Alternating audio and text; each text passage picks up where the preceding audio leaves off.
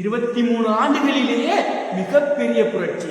இருக்கின்ற ஆய்வாளர்கள் அனைவரும் மிரண்டு போகும் அளவிற்கு புரட்சி செய்தது யார்? முஹம்மது ஸல்லல்லாஹு அலைஹி வஸல்லம்.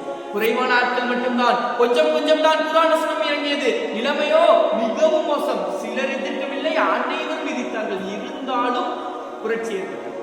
காரணம் கூட்டு முயற்சி. முதல் 13 ஆண்டுகளில் ஏற்பட்ட மாற்றத்தை விட அடுத்த 10 ஆண்டுகள் மிகப்பெரிய மாற்றங்கள் நிகழ்ந்தது.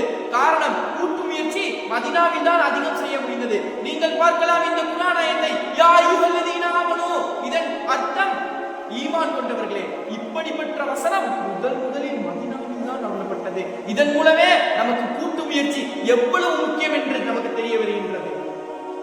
எனவே நமது முஸ்லிம் உம்மத் அனைவரும் ஒன்றிணைந்து செயல்பட்டால் மட்டுமே நபிகளார் அவர்கள் செய்த புரட்சியை செய்ய முடியும்.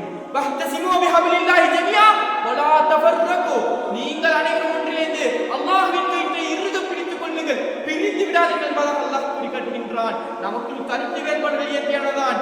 எவ்வளவு கருத்து வேறுபாடு இருந்தாலும் சரி, நாம் ஒன்றாக செயல்பட்டால் மட்டுமே, அல்லாஹ்வின் கயிற்றை இறுக பிடித்தால் மட்டுமே சமூகத்தின் மறுமலர்ச்சியை கொண்டு வர முடியும். கூட்டாக செயல்படும் சமுதாயமாக வல்ல ரஹ்மான் நம் அனைவரும் ஆக்கிய புரிவானாக.